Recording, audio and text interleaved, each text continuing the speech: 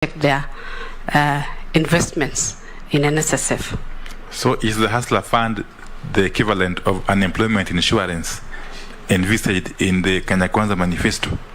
I'll relook at it. I don't want to say I know everything, but I'll be able to sit down and relate that issue. And you're welcome to my office. We can discuss again.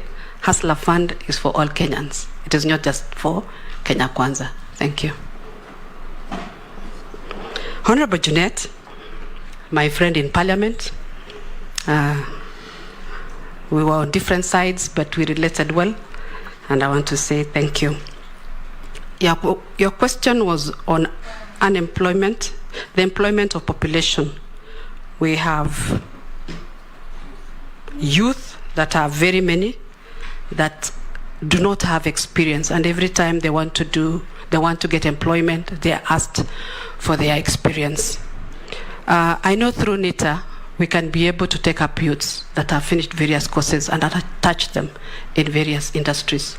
So industrial attachment is one of our responsibilities as a ministry, and I know we'll be working with NITA to be able to ensure that our youth are taken up to be able to get that experience. There's a lot that is being done by NITA. I will tell you, we are not just looking at the white-collar jobs, we are also looking at even those artisans who have experience without going through any training, yet they have the skill. We have what has been started that is called recognition of prior learning. You recognize a skill that someone has, certified by NITA, and they can also be given the mandate to be able to train others, and NITA helps them in certifying them. I would also be reaching out to the other ministries that will work together to ensure that we take up most of our youths into employment, into attachments, into internships, so that we are able to give them experience and be ready for the job market.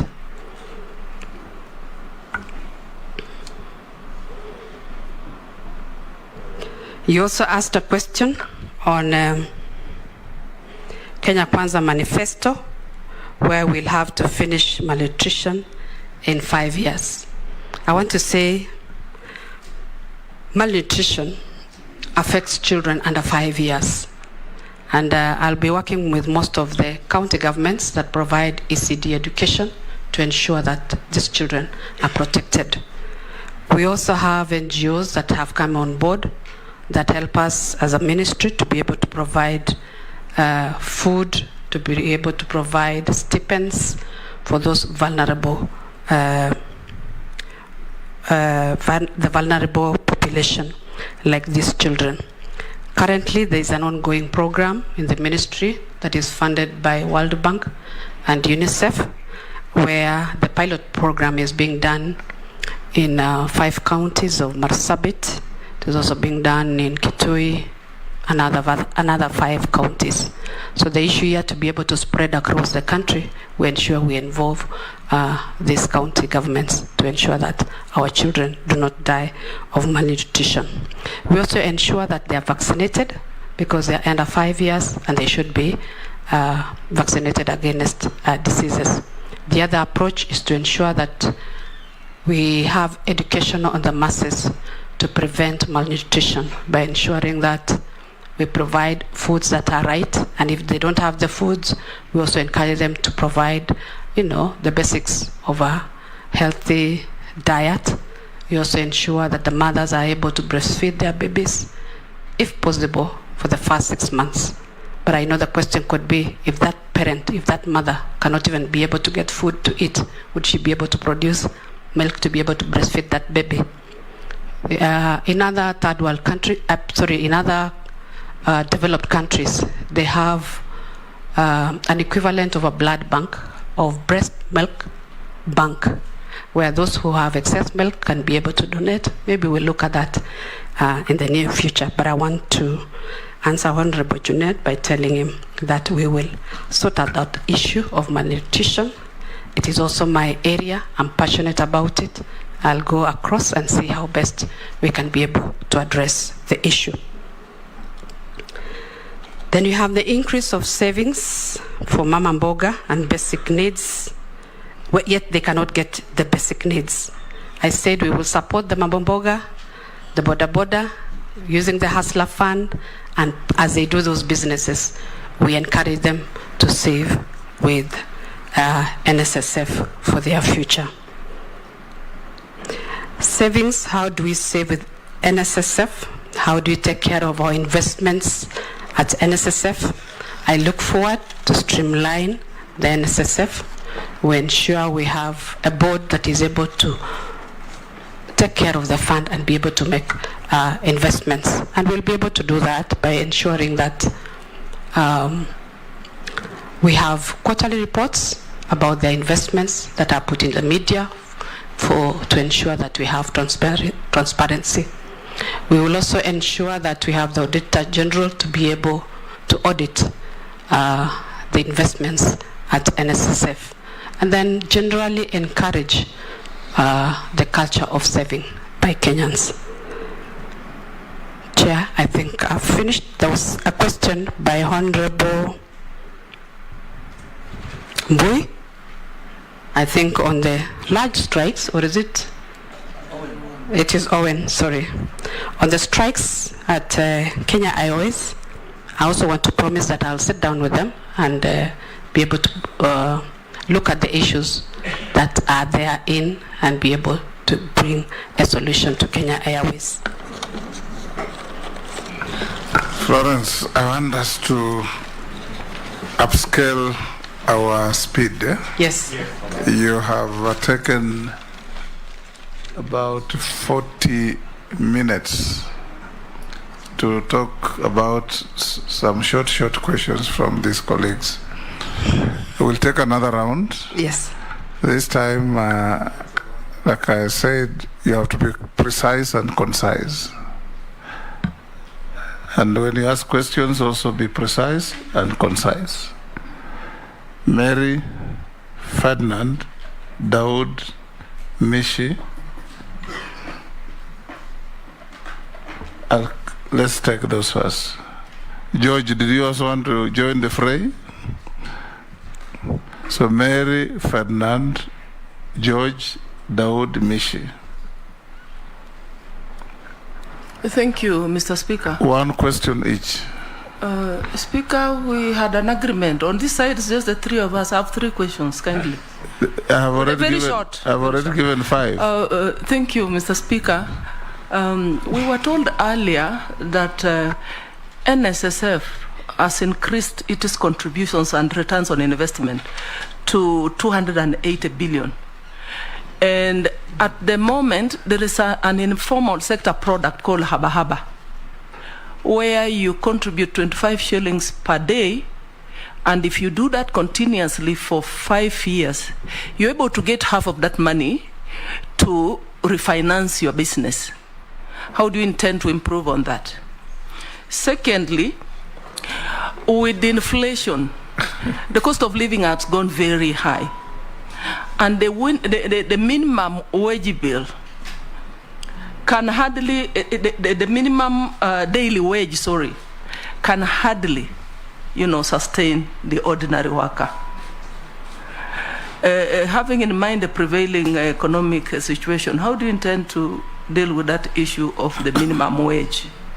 And as I conclude, this is very dear to me, Mr. Speaker, with your permission, on the issue of social protection, famously known as pesa ya wazee, widows, and persons with disability. There are challenges in that sector. In the last, I think, 3 to 5 years, there is hardly any new entrants or beneficiaries. There's no registration of new beneficiaries into the fund.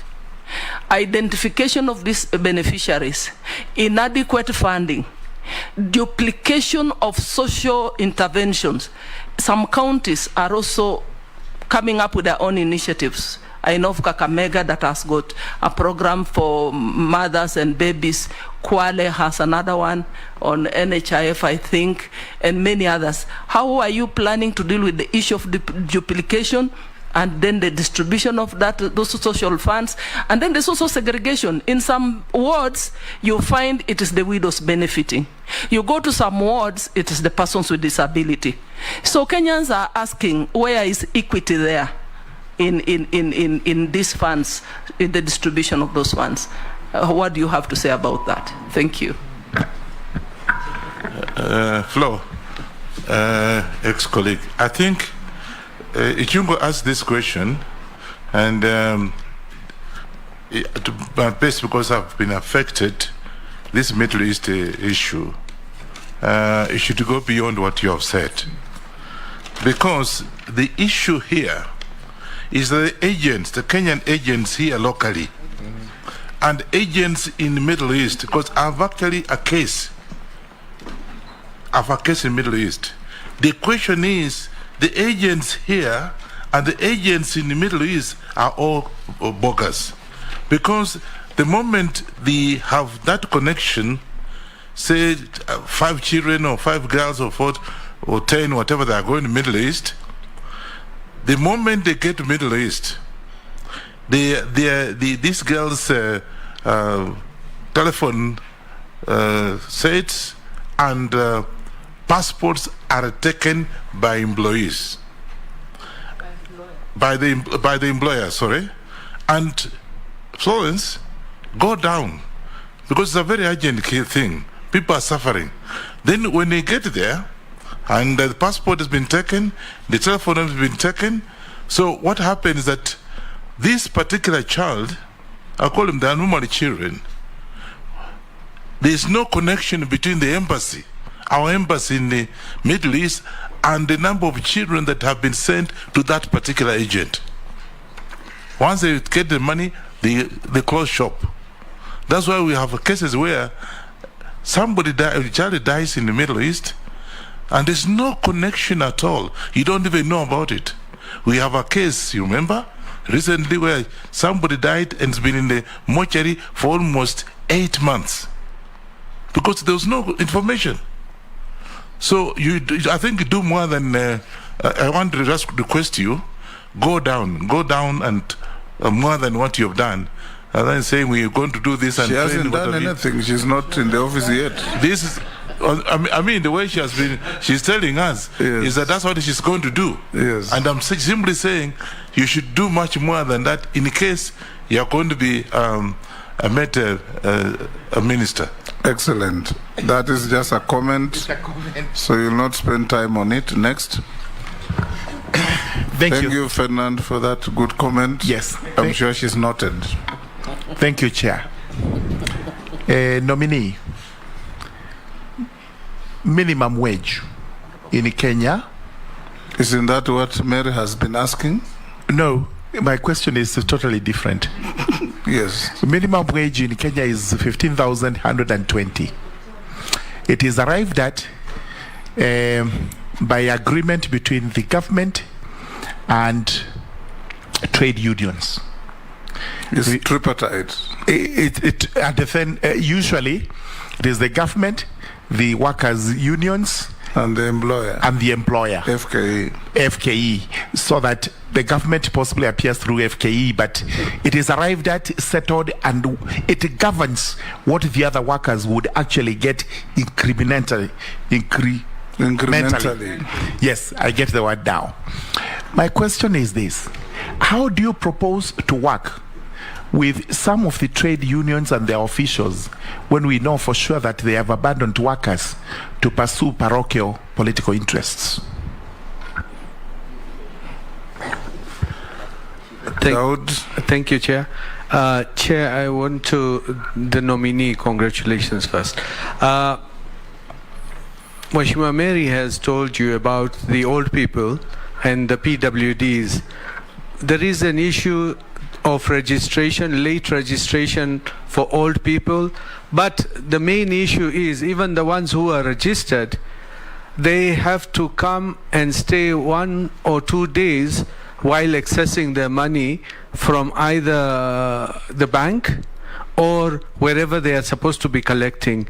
And sometimes it has even happened that for 3-4 months they do not get, and they're told maybe it's got lost in the system, it will come, and it never comes. So how are you going to handle it so that they do not have to come on borders, old people, you can see them, PWDs, and it's very difficult for them. So registration of PWDs and old people as well, please. It should be hurried up. Mishi. Thank you, Honorable Speaker. Honorable Speaker, also just to add on what Daoud and Emas have just said, Honorable Bore, you also need to ensure that you put measure to curb corruption on the issue of cash transfer programs.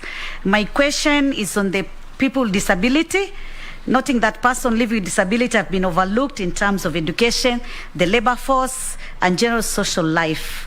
What affirmative action plans and even measures in terms of mainstreaming do you have for them? We have seen most of people with disability are just in the informal sector in terms of job opportunities, and few of them are in the white collar jobs. These are the people where we need to put some measures in terms of employing some principle of equity to ensure that they are also catered in terms of this. Thank you. Florence, can you answer those? You can assign a minute to each. They are very clear questions. Thank you, Chair. Question by Honorable Mary Amase. She asked 3. She asked 3, yes. One of them was on the fund at NSSF, that currently it has about 280 billion. That is the accumulated value that they have currently. And I think she was asking how safe that fund is. Kindly come up again. Microphone. I said that they have a product called Haba Haba, where you contribute 25 shillings per day, and if you do that continuously for 5 years, you can actually be given half of that money to refinance your business. How do you intend to improve on that product? Thank you. I don't have information on that, Haba Haba. I will ask for that information once approved and be able to look at what intentions they have. And if they are saving for that long, for 25 years, the 25 shillings per day for 5 years to be able to start businesses, I don't know how viable it is to take that long to be able to start a business. I thought the business is started as they contribute to be able to help them grow. You've asked a question on Inua Jamii, the challenges that are there. I want to agree, and I think I'll tie this question to the question that has been asked by Honorable Dawood and Honorable Mishi. I agree there is a problem with the cash transfer to the elderly. And when I asked about it, the answer that I was given is that the fund is not enough, so it cannot cut across all the over 70 years old. Not all of them are getting. So I'll be lobbying for more funding to ensure that these beneficiaries are able to get the stipend and ensure that they get on time, and also ensure that we clean up the database of these beneficiaries. We could be having ghost beneficiaries. We could be having the wrong people, the money going to the wrong hands. And I'm told some of the payments that are paid are usually paid through the bank, to ensure that if there are deaths in that population, the money is refunded back to the ministry and may be given to other beneficiaries. On that, I want to agree with you. I've been in Parliament. Every time you'd go to a function, the elderly will come and tell you, so and so is getting, and me, I'm not getting. There should be equity, and we ensure that everyone gets that is over 70 years. I know the current budget that is needed extra, I'm told, is about 10 billion to be able to cover everyone. Then that also ties to the National Social Security Fund, that in future we want to increase the contributions to NSSF to have a better retirement benefits, so that we don't have the stipends. We reduce on the stipends that the government has to pay to the overaid. So for us, where we are, we start contributions, the mandatory ones, to NSSF to ensure that we have better savings and we don't continue with the social security fund, so social protection stipends that we give out. There was a question by Honorable Emase on duplication by counties. I'm also not aware about that, where counties are also doing the same for the elderly. I know even as a woman rep, I was able to do that. I was targeting those vulnerable category to be able to support them. What is she saying, yes, which makes a lot of sense, is yes, whether you are a woman rep, the money is not yours, it's from the government. Whether it's NSSF, whether it is central government, whether it is CDF, whatever, it's all public money. How can you harmonize so that we don't engage in duplex payments? That's what you asked. Thank you, Chair. Thank you, Chair. I get you. I get you. That is what I meant. Yes. I think we need to have a proper system and proper data so that we don't target the same. Florence, yes, that is not enough. You are the minister. Yes. If we confirm you, yes, what are you going to do to stop duplex payments and therefore wastage? That's what Mary we wants can to know merge from them you. and have Yes. one line so that we also use only one fund and we don't duplicate the rules. And I request that you confirm me, Mr. Chair. Yeah. So you know what this, you remember I told you they are looking at your suitability to hold this office. So you'll embrace them better if you appear to have solutions to the issues that they are raising. If 5 different agencies of government drawing money from the same source are paying, some paying even the same people, what policies will you put in place to stop this wastage so that this money can go to do something else for the betterment of our society? Isn't that so, Junet? Yes, sir. You have put it in a proper manner, your chairman. And Chair, I also want to promise that we'll work together with the committees that are involved. The Committee of Labor will work with you to be able to streamline. It is not a one person's job. We will do it together so that we serve Kenyans well. Ferdinand, I think, just gave you direction on what he wants you to do. Let me appreciate. I think he was also adding on a point on what we should do. And I want to appreciate what you have said. We will do more. We will still discuss and see how we can streamline the issue of the Gulf region. I have a cousin suffering. We don't even know where she is. 8 months down the line. You already said that, Ferdinand.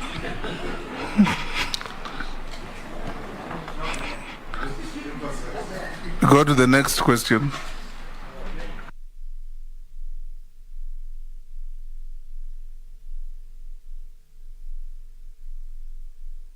Honorable Murungara asked about the minimum wage bill of 15,120, that we need to sit down and agree on the increment. Am I right? That is what you wanted me to address. Okay. We'll sit down and agree with them. And I also want to admit that we have a wage council that has already been approved, but it is not operational. I will ensure that it works to be able to address the issue of wages across the country and across the workers. He also asked you about trade unionists using workers' money to play parochial politics. Isn't that what you asked? That's exactly what I was looking at. Yes. Yes, Chair. I also wanted to add regarding the same. What is she going to do to protect our workers from that cartel from Kotu? Yeah, exactly. Thank you, Chair. I've had the request by Honorable Murungara and Honorable Mokami. It's addressing the issue of these unions misusing the money for the workers, the contributions that they make, and workers need to be protected.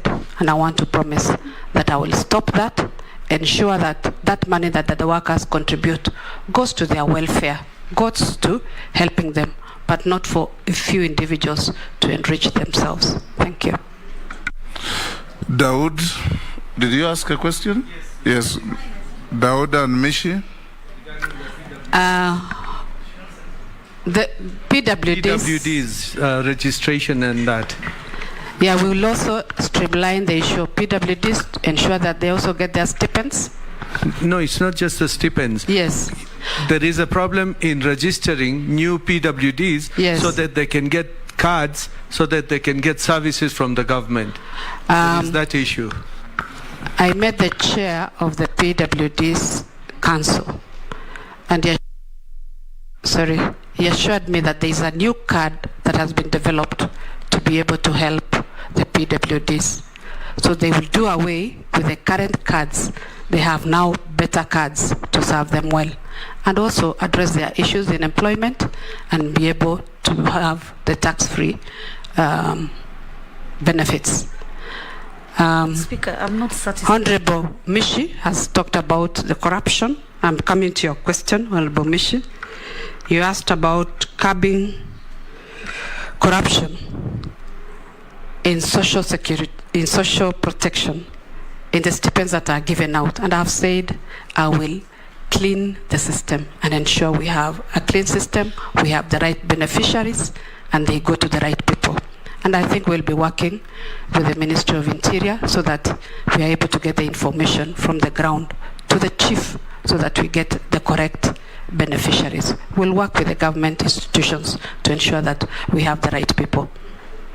In fact, Florence, you'll find that there are people, even probably in your own village, who retired 5, 6, 7 years ago. Yes. And they're still carrying around papers now. They have even been discolored. You don't know what color they were. Looking for their pension. They come to Nairobi, they come to the MP's office, they go to everywhere they can meet somebody they know. They go to NSSF, they can't even enter the building. And they made their contributions. This is one of the things that you must address.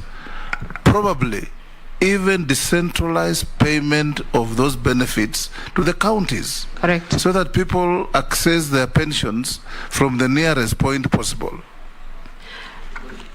Chair, I want to agree with you. Yeah, because Chair, sometimes yes, what happens? Yes. What that pensioner is looking for gets finished with the transport money that he comes to Nairobi with and goes back. By the time he spends the transport money from Bungoma to Nairobi and goes back, the money he was looking for is less than that. Yes, yeah, exactly. He spends more. Mm. I agree with you, Chair. I agree with the honorable members. There's a problem there.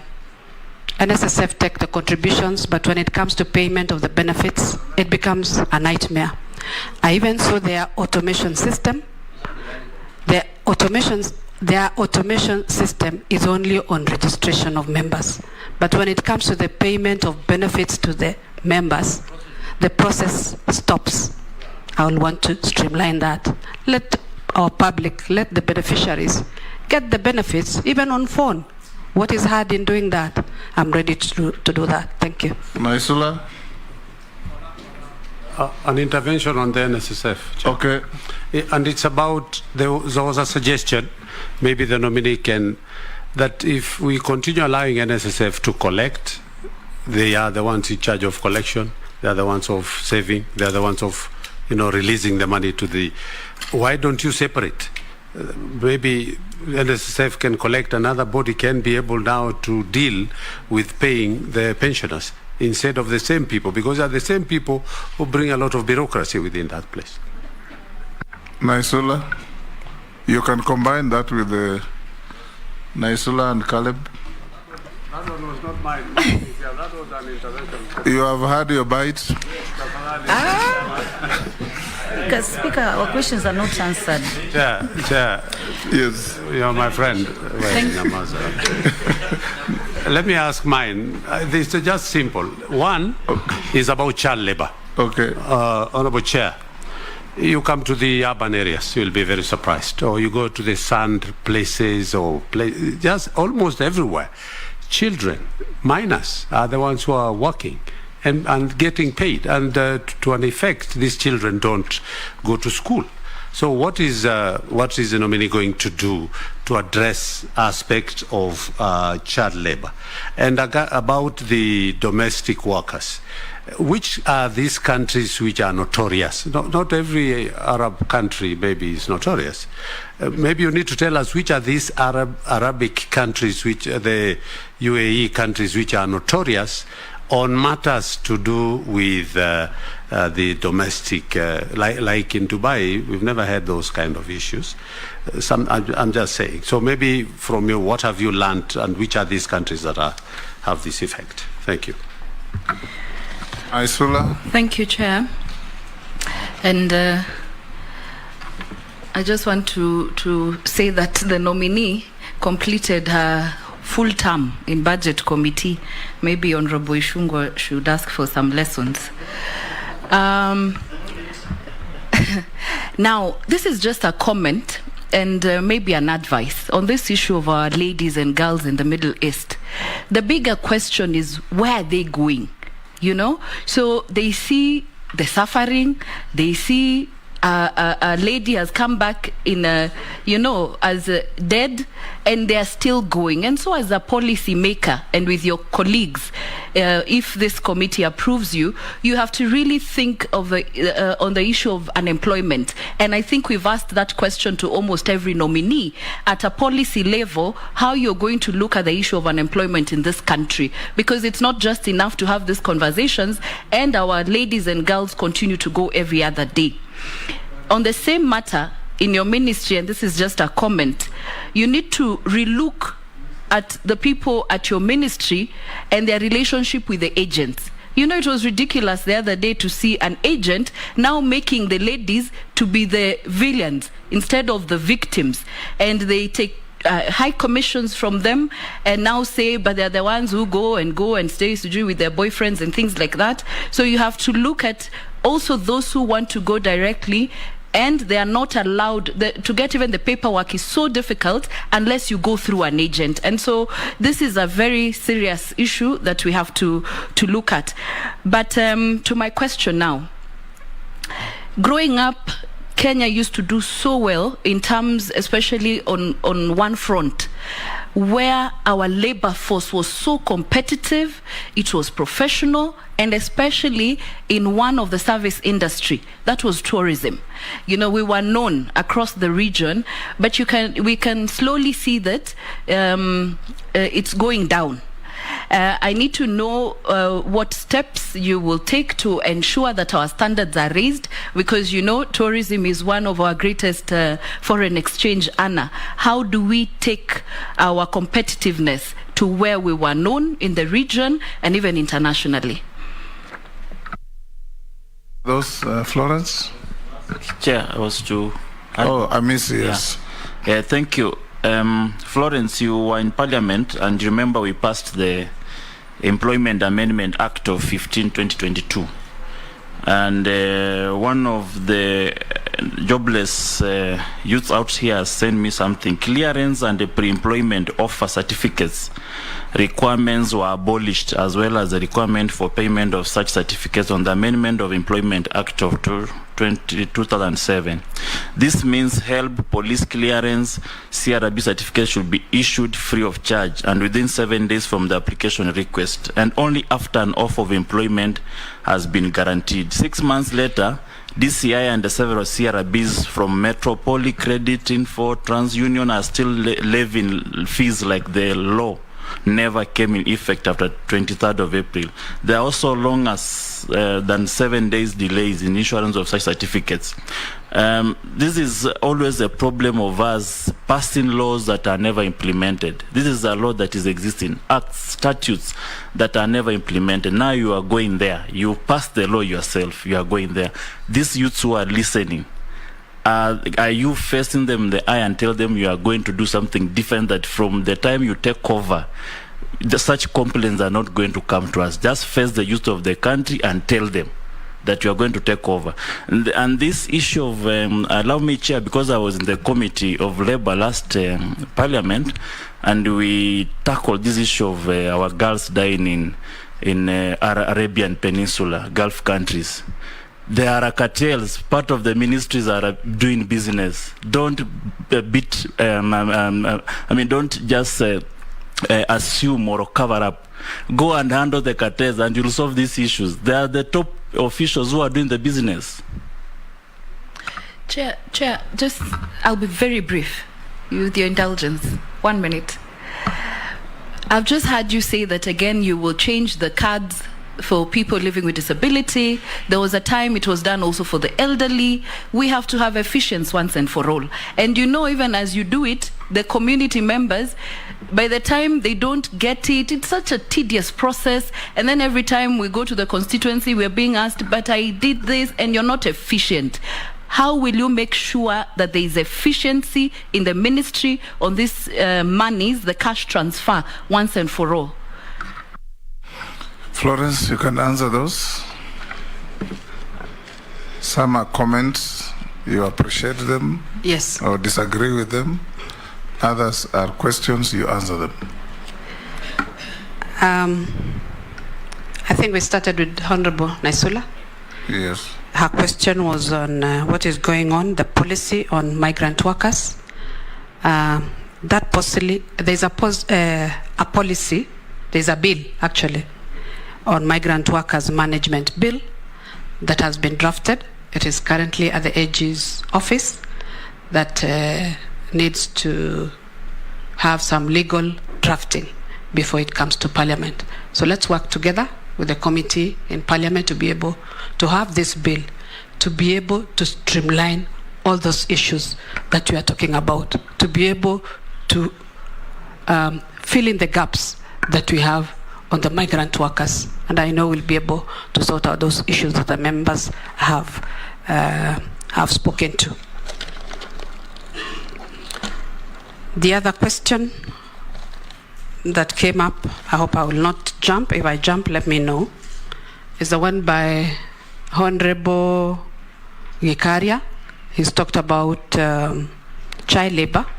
I want to say we will strengthen supervision of children that, in the counties, we make use of the children officers to ensure that we don't have child labor. And we'll work with you as area MPs, identify those areas where we have child labor being practiced. If it is in the sand harvesting areas, we ensure that our officers go there and ensure that these children go to school. We'll also work with the Ministry of Interior and the county governments to ensure that that problem is eradicated. Question by Honorable Kalib Amisi on the Employment Act 2022. Thank you that you have passed that act.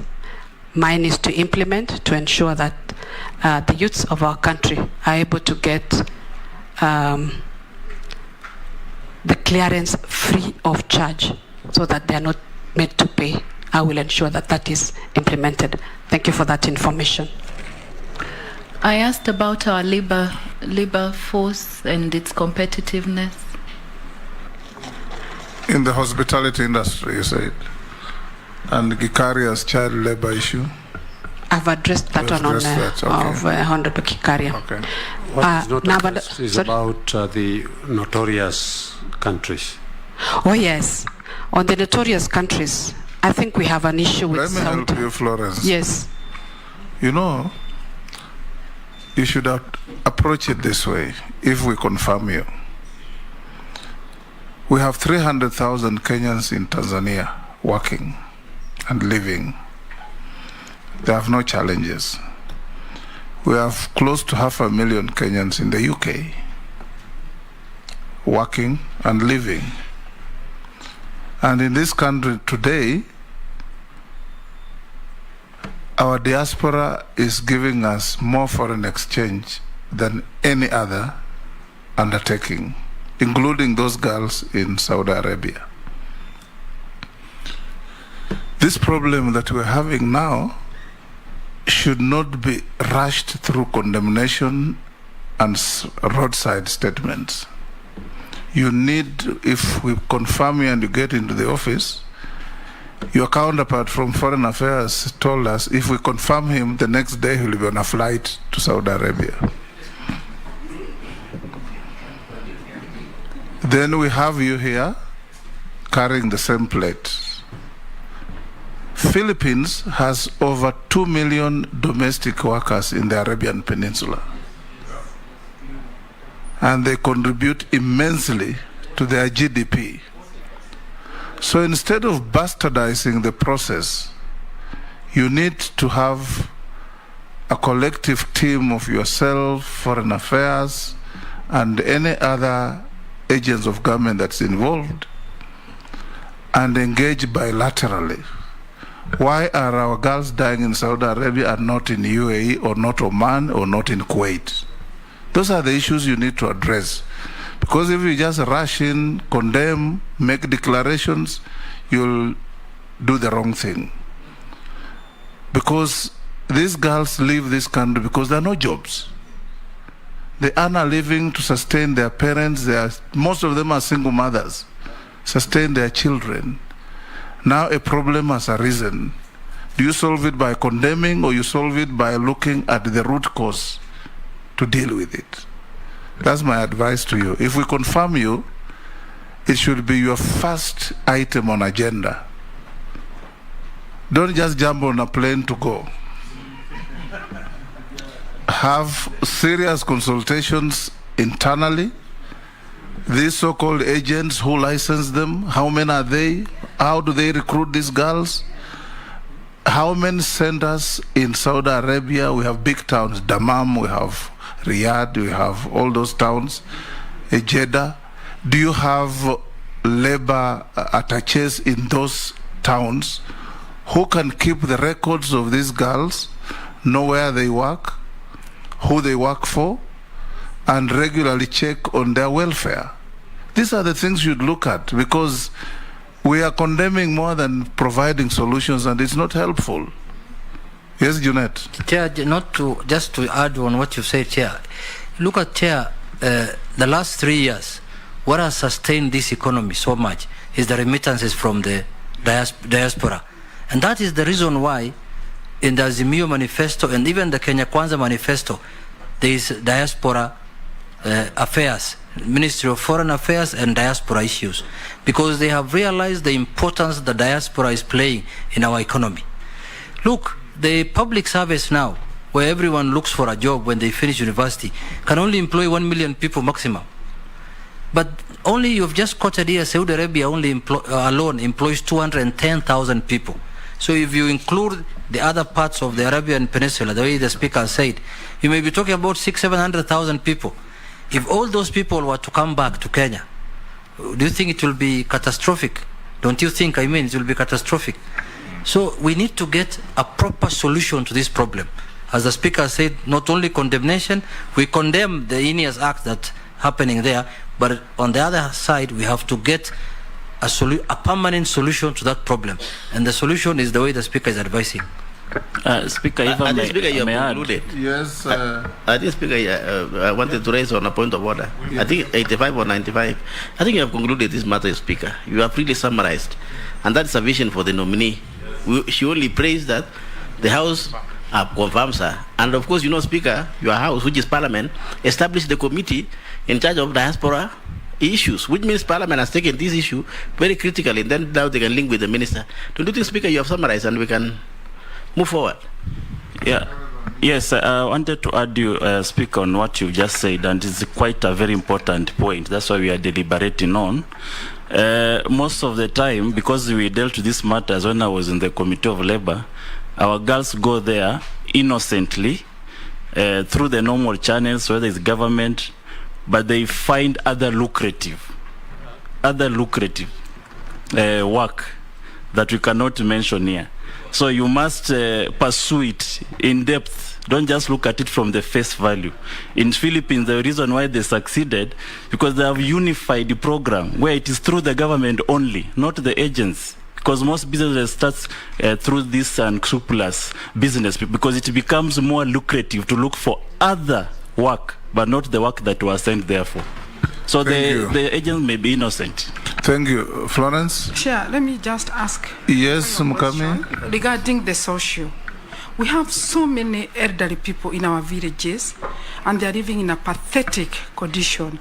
Do you have any plans to do maybe elderly homes for them and for our youth who are really drinking?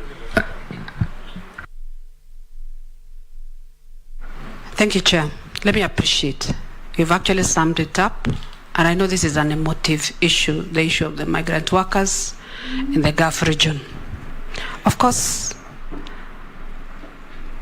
I've heard the presentations from the various sectors, NEA, NITA, but at the back of my mind, I have a feeling people want to protect their jobs, they want to protect the status quo, but I want to promise this House, this committee, that I'm up to the task. I'll get to the bottom of this and ensure that this problem of migrant workers come to a stop.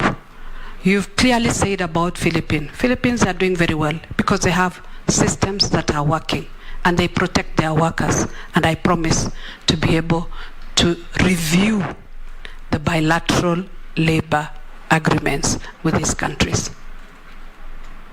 And we cannot just blankly say we stop the movement of these workers. We already have several that are there that we need to protect and ensure they are living well and having good working conditions. Thank you. There's a question that I've just been asked. Maybe it is a thought by Honorable Mukami on how we can help the elderly. The stipends that we have are even too little. I don't even think the 2,000 shillings that we give them per month is enough. And we are struggling with that stipend. So before we even go to the safe houses, maybe we look for organizations that we can bring on board to support the church organizations. I think the Catholic have a safe home for the elderly. We can encourage them, we partner with them, we work with them and see how we can improve that lot. And also have the county governments come in and see how we can support them. Thank you. Thank you, Florence. I think we have come Honorable Speaker, I want to ask. Ms. Shimbogo. Honorable Speaker, I was just asking, are these countries from the Gulf not part of International Labour Organization, so that maybe we can take those grievances in the higher level, international level forums? Mishi, most of the issues are bilateral, actually.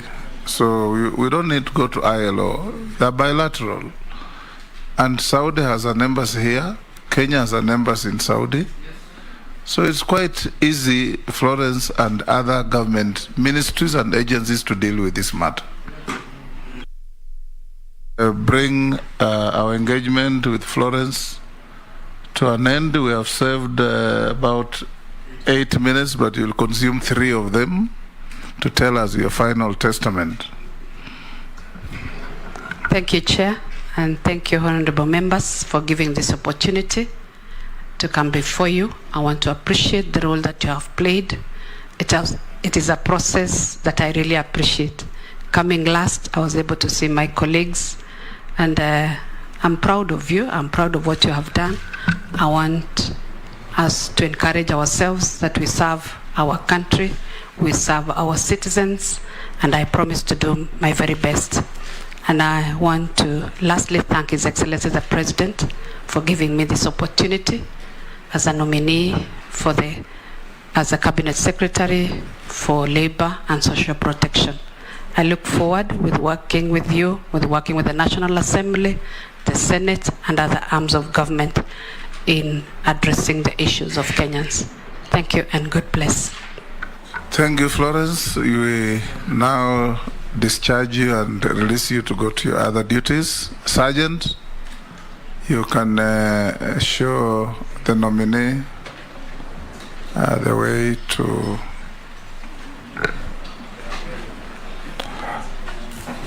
and Sergeant, once you're done, Florence, there are things that you can sort out with the clerk's office. Sergeant, our next engagement is with Mercy Kiiru Wanjau.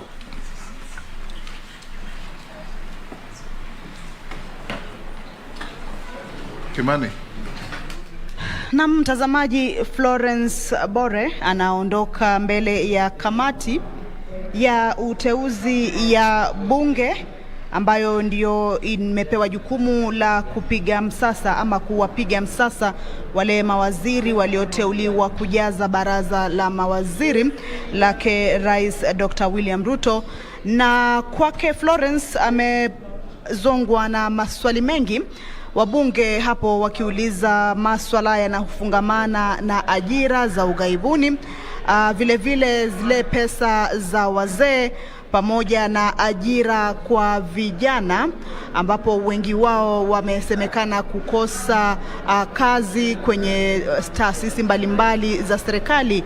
Na kuna swala ambalo amelizungumzia Florence hapo kuhusu ajira hizi za vijana, akisema kwamba atashirikiana na taasisi ya NITA, ambapo vijana wengi wanapojaribu kutafuta ajira kwenye afisi mbalimbali basi usemekana hawana uzoefu wa kutosha.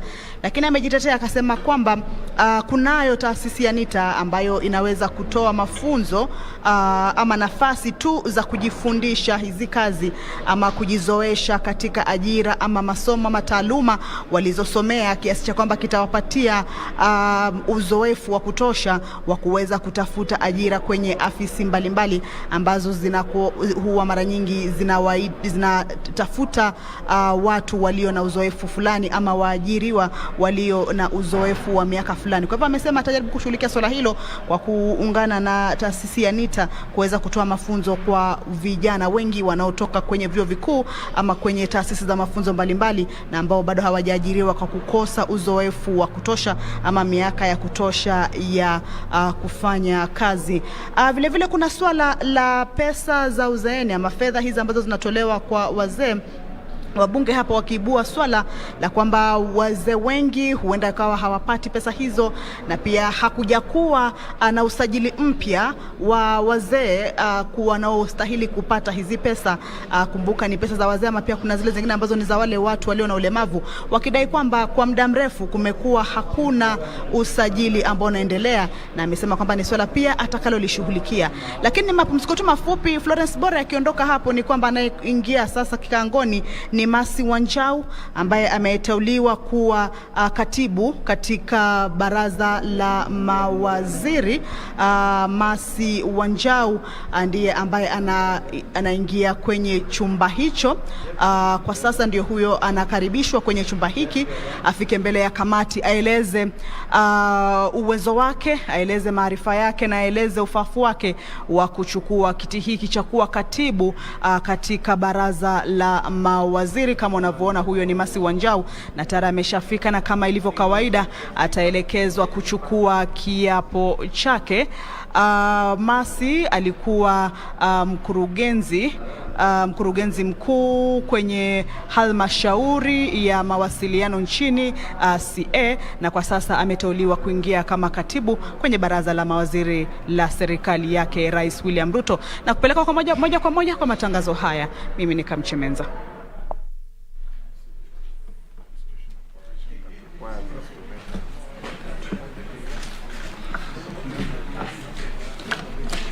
You are Mercy Kiiru Wanjau. Use the microphone. Yes, Honorable Chairman. Welcome to the committee. Thank you. Are you aware you have been nominated by His Excellency the President? Yes, I am. To the position of Secretary to the Cabinet. Yes, Honorable Chairman.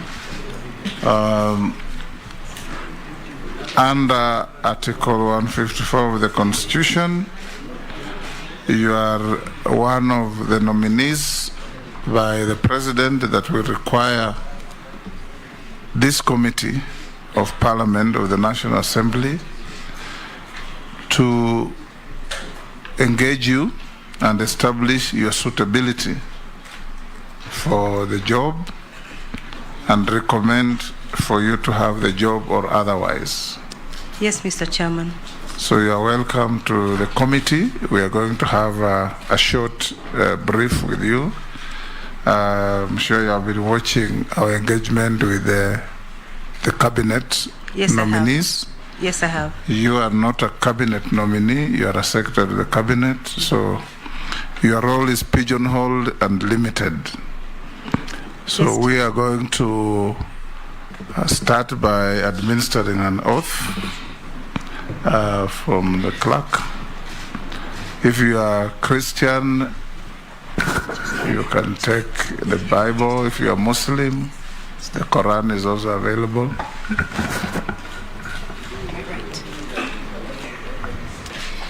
I, Mercy Kiiru Wanjau, do hereby swear to testify on all matters in question, to tell this committee the truth, the whole truth, and nothing but the truth. So help me God.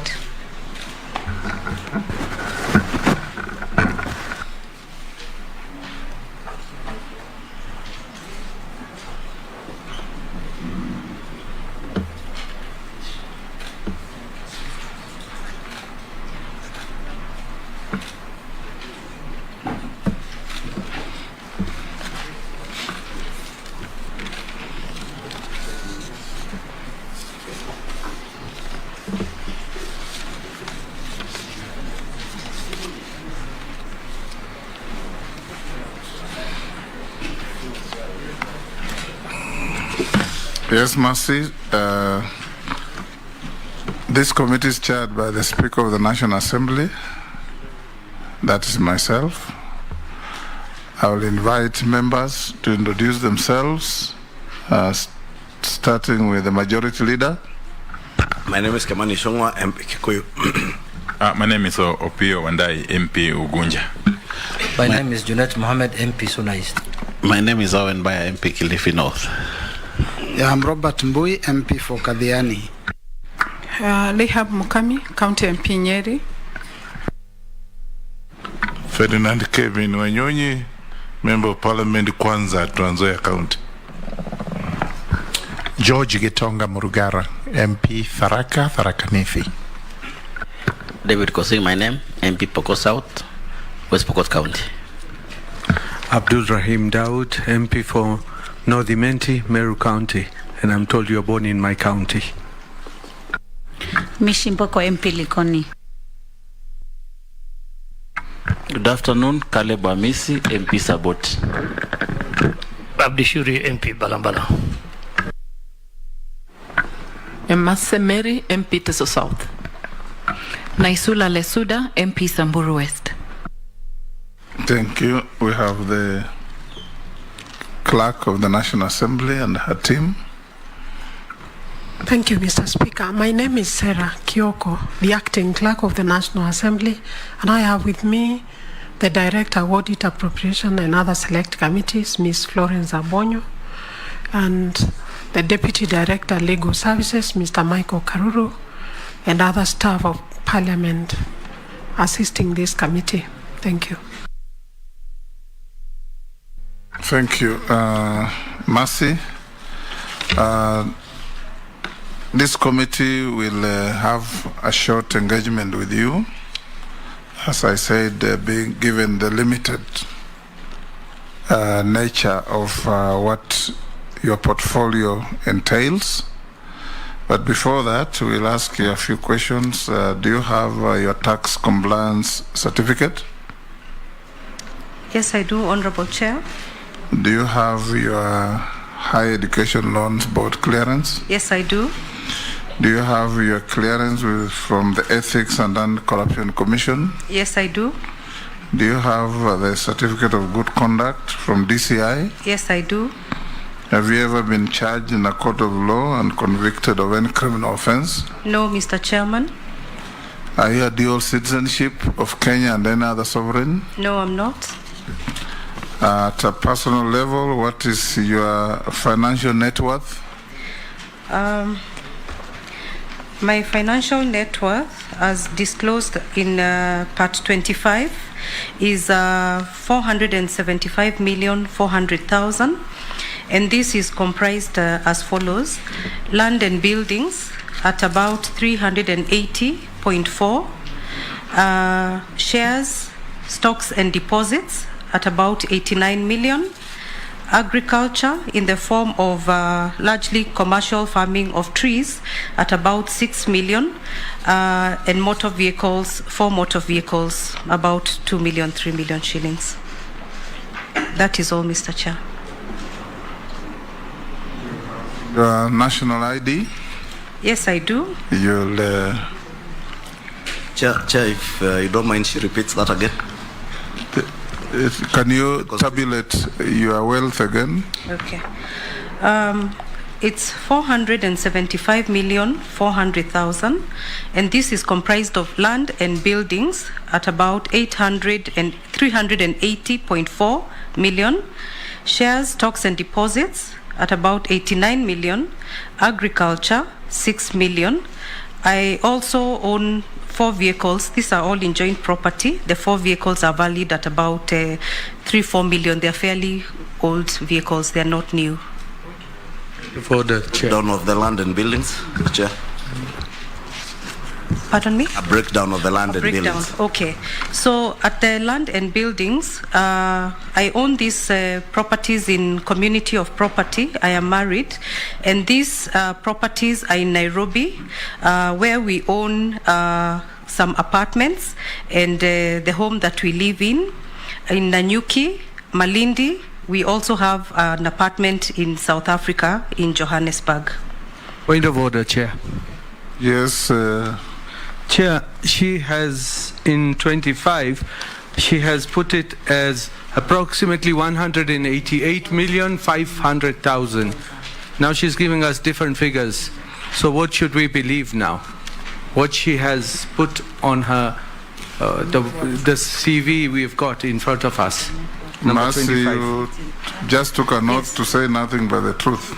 Yes, I can clarify that. I'm surprised that that document was circulated, because what I had done is to initially provide it at 50% adjusted for debt, and subsequently, on speaking to my accountant, I was guided that based on the requirement for net worth, to provide information based on market realizable value.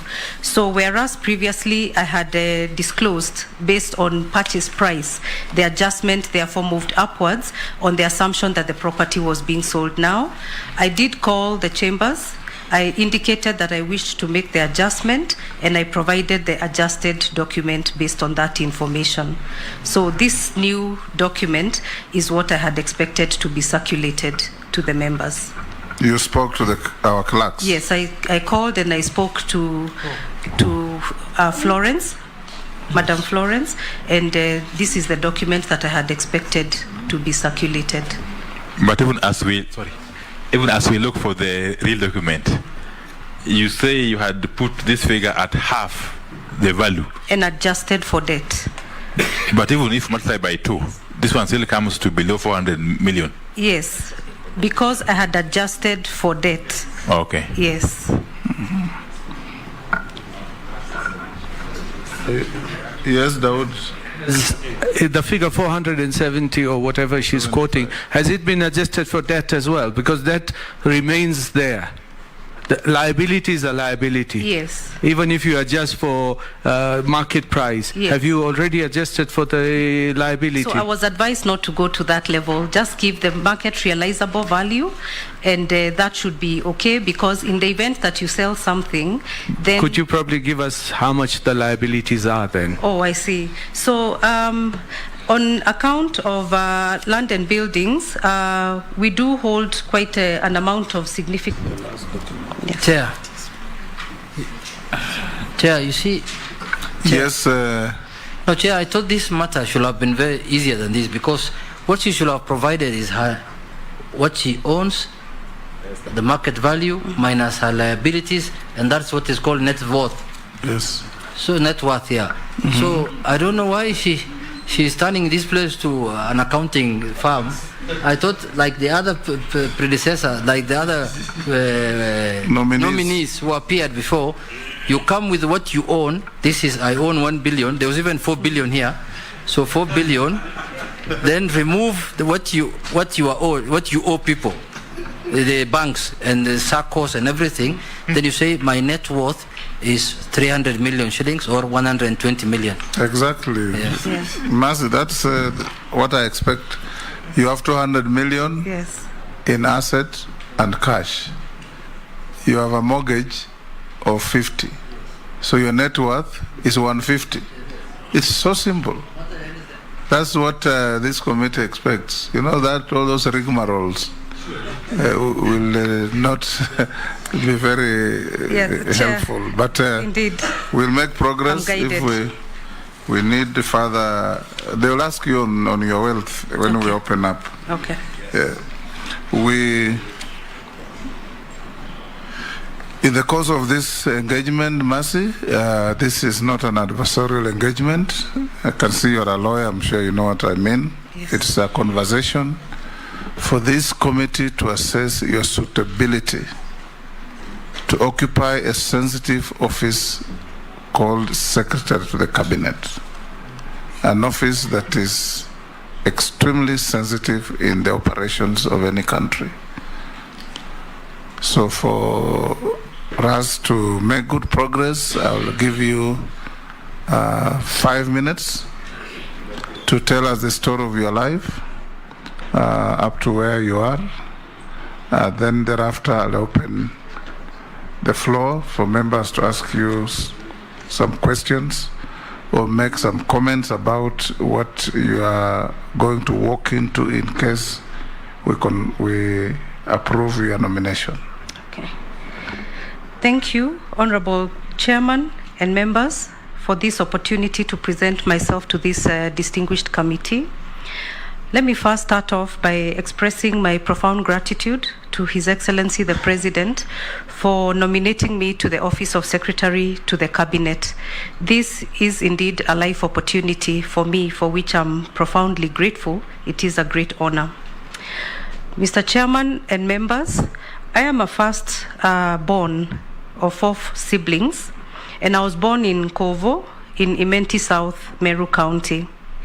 And the reason for that was because my father, the late Geoffrey Kiiru Wanjau, was one of the first early graduates of University of Nairobi, and he had just been sent on his first posting as the first African headmaster at Nkubu High School.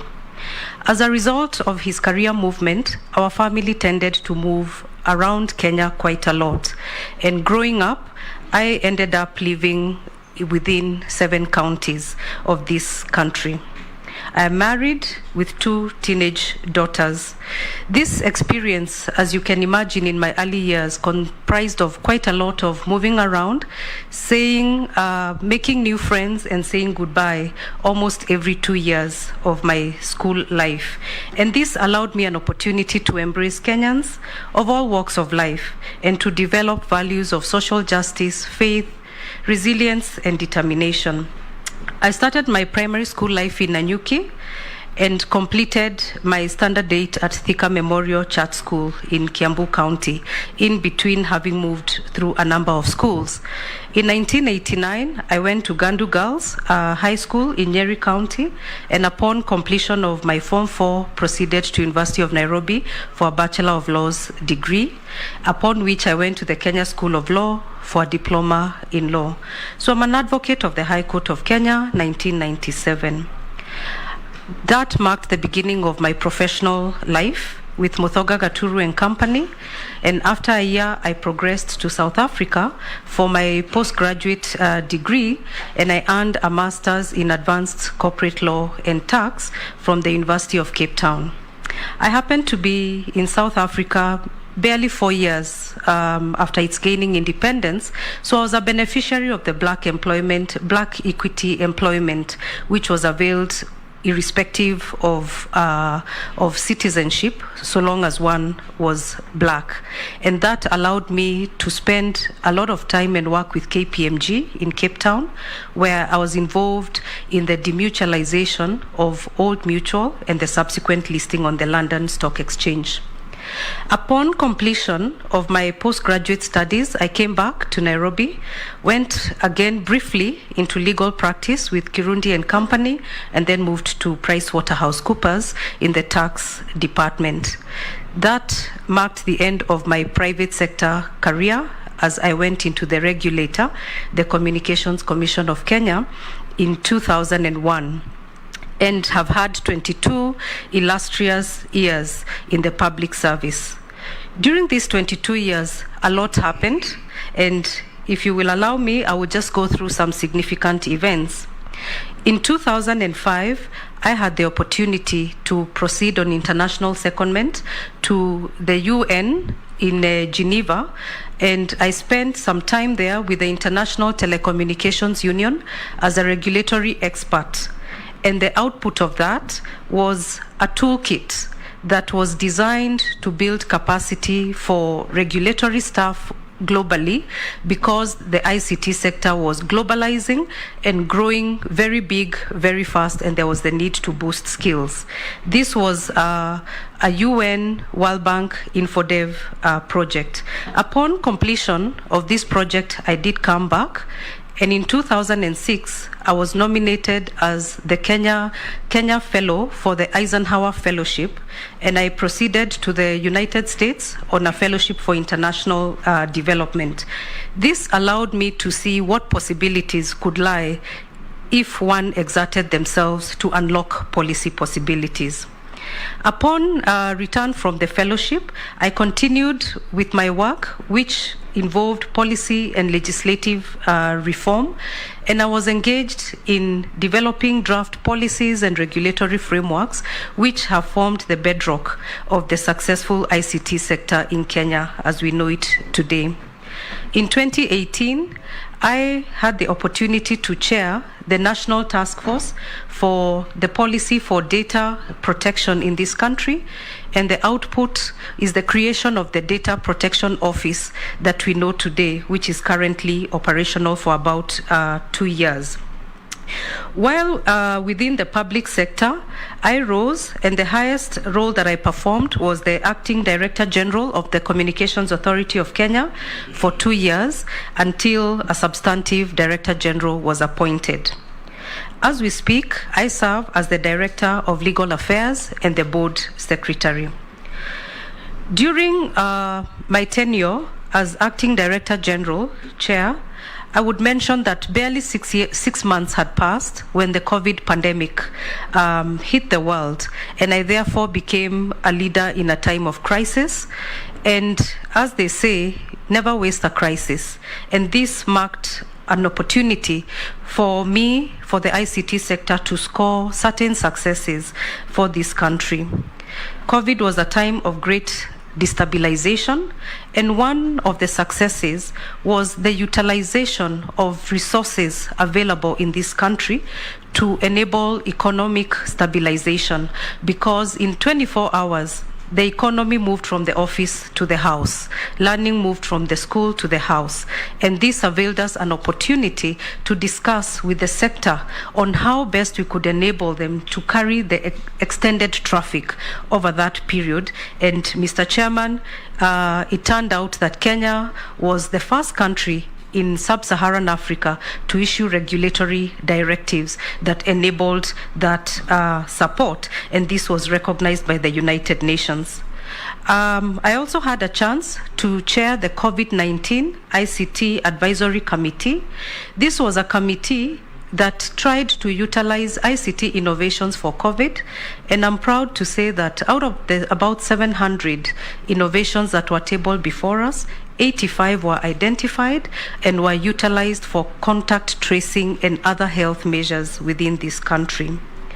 From a people perspective, given the circumstance of the day... One more minute. That's in order. Given the safety consequences of the day, a lot of time was spent to provide safety and security. Mr. Chairman, I do recognize the great weight, as you have mentioned, that this role carries. I recognize the high level of accountability that it comes with, and indeed, I do hope that this exposure, this background, makes me a suitable fit for this role if appointed to the role. Indeed, as I close, I wish to indicate that I resonate deeply with an economic transformation agenda that recognizes that when the tide rises, it rises for all. Indeed, the tide should rise for all. Thank you. Excellent. We'll now open up to the committee. I'll start with the majority leader. Thank you, Honorable Speaker. Maybe just from where the nominee stopped, that indeed the tide should rise. I was just going to add from the bottom up for all. And I pray that you believe in that. I just want to draw your attention to number 23 on the sources of income. You have indicated the Communications Authority of Kenya gross salary of 25.4 million. Is that an annual 2-year income? Because there is something that says 2-year income there. Yes, just above it says 2-year, because we are told to list all income received during the calendar year preceding your nomination and in the current calendar year. So that's for 24 months? Yes, 24 months. 24 months? Yes. Meaning you are earning an average of about 1.58 million shillings gross? Or thereabout, yes. And the job you're taking up, you know the gross pay? Yes, I do. Is it above or below this? It is below. And you are willing to take above a pay cut when everybody in the country is now looking for a pay rise? I would wish to respond to that. Indeed, maybe just note. Okay. Just note. Okay. The question is why you would be willing to take a pay cut. What is the motivation that is motivating you to take a pay cut? 2, in your listed assets, you have said you have land and buildings to the amount of about 380 million shillings, and you've said you own a home in Nairobi. Yes. Maybe you disclose where this home is in Nairobi, whether it is at Afralty, and whether you own any property that is formerly at Afralty.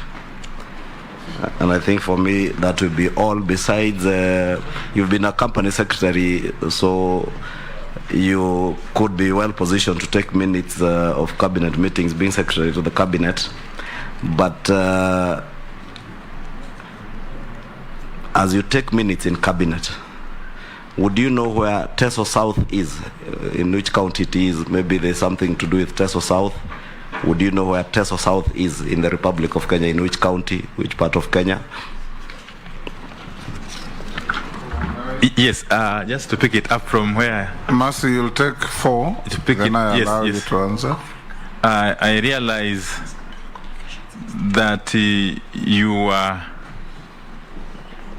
in acting capacity for close to 2 years as DG of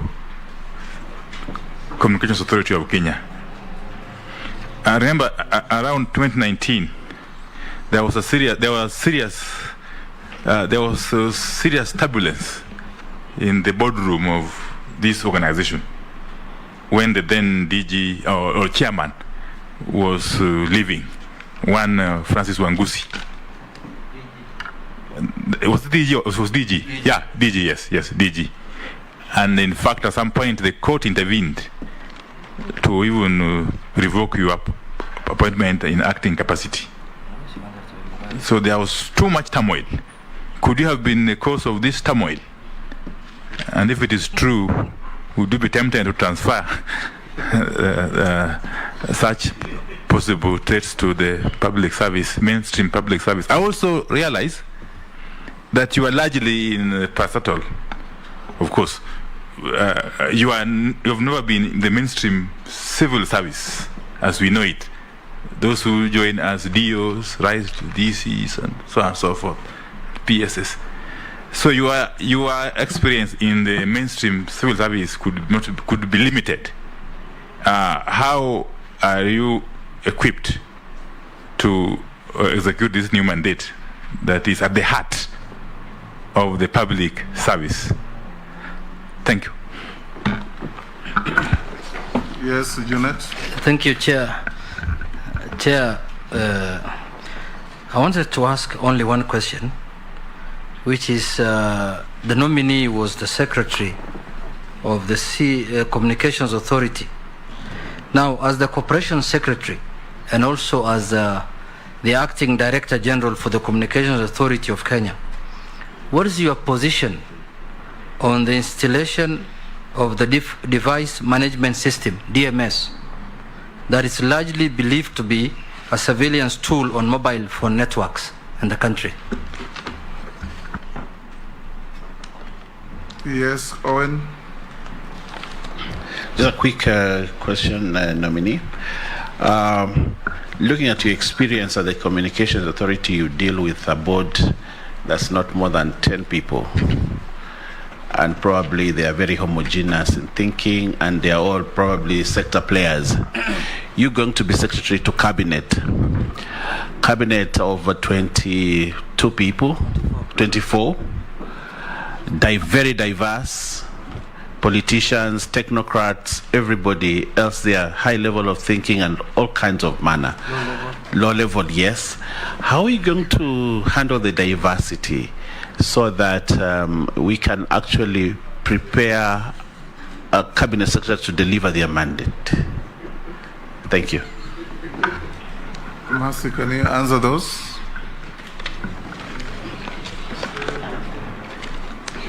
Thank you, Mr. Chairman. I'll start off with the first question from Honorable Ichongwa on the motivation to take a pay cut. Why would I be willing to take a pay cut when many others are looking for a rise in price? Now, I recognize that I come from the from the parastatal world, the state corporation world, and that this presents different scales from the central government. But I have been in public service all these years, and this indeed represents a growth opportunity for me over the years. And given the kind of investments that we have made as a family, I am able to make the adjustment in order to take this role. Moving to the second question, to disclose the location. Chair, point of clarification. Yes, Unit.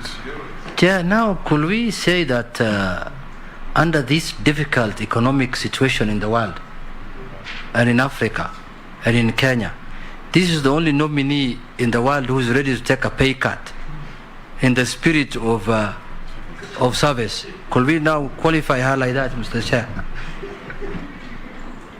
Yes, Mercy. I believe this kind of move is not unusual. We have had this kind of cases, particularly where individuals have crossed from sectors that pay more than the public sector. So I think this is not really unusual. In my view, it is not unusual. Tell him you have a buffer of 475 million. Sure, I think if she's comfortable, that's what matters. That's what I'm saying. Tell Junet you have a buffer of 475 million. Have a billion. Okay. So, Mercy. okay, with your permission, I'll move to the second question, which was to disclose the location of the home. I own a home in Lavington on Kabasiran Avenue. And the question was attached to whether I have owned a property in Afralti. Afralti is one of the intergovernmental institutions that is affiliated with the Communications Authority of Kenya. So I do not own a property in Afralti. I own a property in Lavington on Kabasiran Avenue.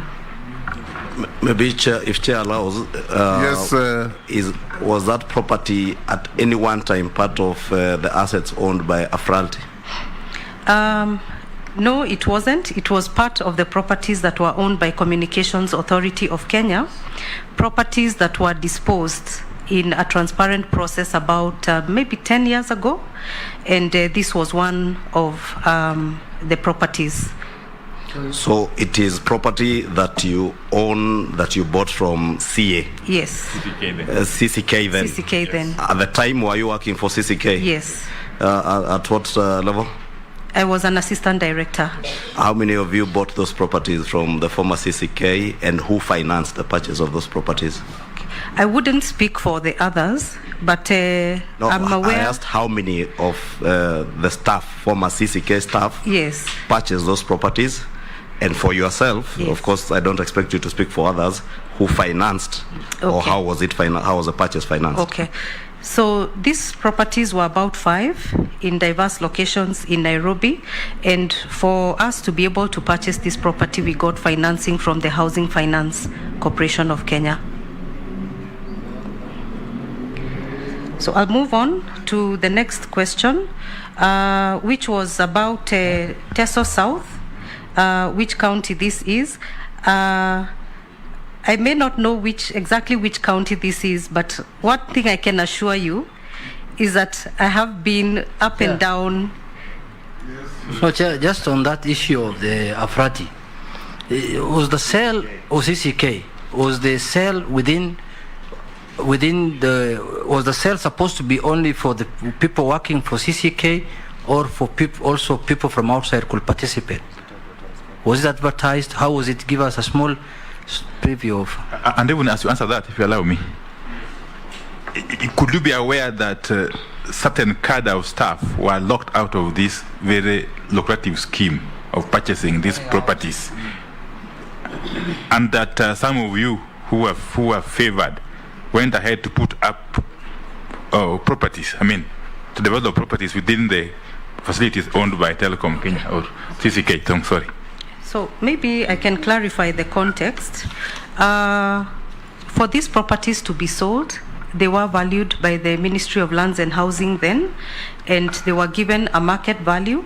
And under the rules of disposal of properties then, the first right of refusal was granted to the occupant of the house. So I got this opportunity because I happened to be living in that house. I am aware that there are staff whose houses could not be disposed because of the location in which those houses were, so that some houses happened to be inside or in the middle of property or within the compound, such that to sell that house would mean subdividing the property in a manner that would really diminish the rest of the property in order to access those houses. And because of that, I am aware that there is 1 or 2 that could not be disposed because of that kind of impact that it would have on the rest of the land, but all others were disposed in that manner. Chair. Yes, Kimani. So those who could not buy are the ones who are on the CCK side of Wayakiwe. Yes. Because Kabasiran is across on the other side, Yes. the side of Kianda School. Yes. So your property is now across the road. Yes. Okay. Chair. Yes. I would like to understand, just following up, what was the reason for the sale, and what was the value of that property when you bought it? The reason for the sale was in keeping with a government move to get out of non-core operations, and therefore houses and the like, except for critical buildings, were being disposed. And this is how we ended up buying it. And if I recall correctly, the price at that point was about 38 million shillings. That was the market valuation given. Which year was that? It's about 10 years ago, 10, 12 years ago. Moving to the next question, where Honorable Wandai spoke about the time that I acted and that there was court action and there was a lot of turmoil in the boardroom. Perhaps I could go to this issue from a sequencing. This turmoil in the boardroom happened before. It happened before I was appointed. If my memory serves me right, it happened around March or April of 2019. I was appointed in August. of 2019. So I would want to believe that the two issues were not related. So there were court battles in which you are also involved. Injuncting you from going to the office, lifting the injunction. Yes, I'm still progressing. If my memory serves me right. Yes, I'm still progressing. So I was appointed in August, on August 22nd, and by that time, already there was court action, because in April 2019, there was court action challenging the legitimacy of appointment of board of directors. I had not been appointed then. So that by August 22nd, when the then DG's term came to an end, there was no sitting board. So I was appointed on exception by the State Corporations Advisory Council and not the board. because there was no sitting board. And subsequent thereto, I proceeded... But who announced your appointment? Wasn't it the minister? Yes, I was appointed by SCAC, but the appointment was announced by the chair of the board, who could not convene a board meeting because the board was inquirate. Minister Mucheru who announced your appointment? No, it was announced by the sitting chair then, with the public sector board members who were present, because the board was not quoried. But that indeed was during the tenure of CS Mucheru. Yeah, but Chair, how was the former DG removed? If even though his tenure came to an end, and he was complaining that he is being removed from office unceremoniously, if the board was not fully constituted, how was he exited from the corporation? Mercy. The term of the DG's term came to an end by operation of law, and that came to an end on 22nd of August 2019. He went to court. Yes, he did go to court, indicating that he required an additional term to carry on, but by the term of law, the term came to an end. So it is at that time I was appointed by SCAC. But if he knew his term has come to an end, was he a madman to go to court? And Chair, as she answers that, no, this is very important, Honorable Chair. It was at the heart of this issue, really. Do you remember sometime in November 2019, when you, together with some members of the board, called the media to the authorities' offices in an attempt at what you called clarifying a court decision regarding your appointment as acting DG of the authority? Okay. You then went ahead to publish the statement on the authority's website. In a clear attempt to deny your then boss Wangusi a chance to resume his office. Okay? What do you make of this, of all this? It puts you at the heart of the machinations to take control of the authority in a very unprocedural manner. And remember, thereafter you acted for 2 full years, and you were never confirmed as full substantive DG. Yes, thank you. Okay.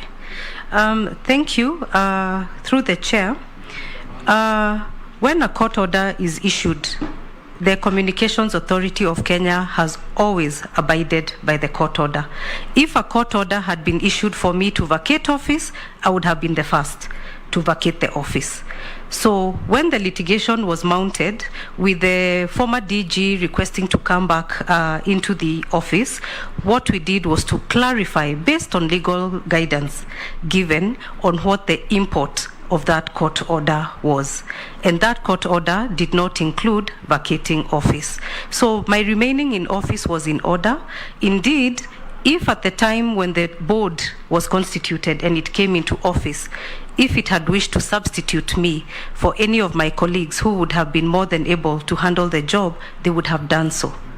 So I carried on performing the duties of acting DG until end of September, when a successful appointment was made. No court order was breached during that time.